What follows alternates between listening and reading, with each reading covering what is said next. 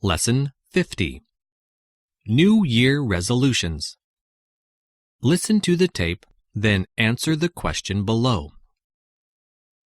What marked the end of the writer's New Year resolutions? The new year is a time for resolutions. Mentally, at least, most of us could compile formidable lists of do's and don'ts. The same old favorites recur year in, year out, with monotonous regularity.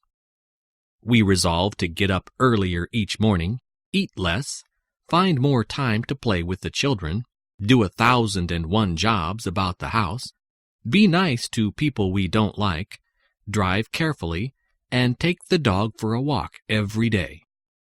Past experience has taught us that certain accomplishments are beyond attainment.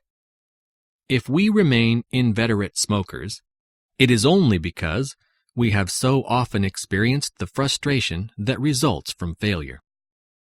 Most of us fail in our efforts at self-improvement because our schemes are too ambitious and we never have time to carry them out.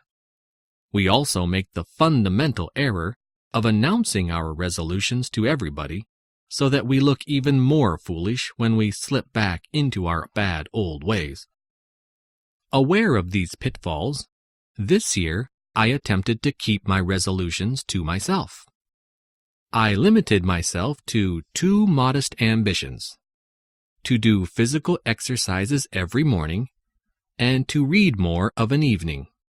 An all-night party on New Year's Eve provided me with a good excuse for not carrying out either of these new resolutions on the first day of the year, but on the second, I applied myself assiduously to the task. The daily exercises lasted only 11 minutes, and I proposed to do them early in the morning before anyone had got up. The self-discipline required to drag myself out of bed 11 minutes earlier than usual was considerable. Nevertheless, I managed to creep down into the living room for 2 days before anyone found me out. After jumping about on the carpet and twisting the human frame into uncomfortable positions, I sat down at the breakfast table in an exhausted condition. It was this that betrayed me. The next morning, the whole family trooped in to watch the performance. That was really unsettling, but I fended off the taunts and jibes of the family good-humoredly, and soon everybody got used to the idea. However, my enthusiasm waned. The time I spent at exercises gradually diminished.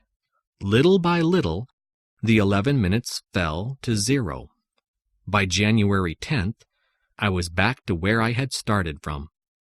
I argued that if I spent less time exhausting myself at exercises in the morning, I would keep my mind fresh for reading when I got home from work. Resisting the hypnotizing effect of television, I sat in my room for a few evenings with my eyes glued to a book. One night, however, feeling cold and lonely, I went downstairs and sat in front of the television pretending to read. That proved to be my undoing, for I soon got back to my old bad habit of dozing off in front of the screen. I still haven't given up my resolution to do more reading. In fact, I have just bought a book entitled How to Read 1,000 Words a Minute. Perhaps it will solve my problem, but I just haven't had time to read it.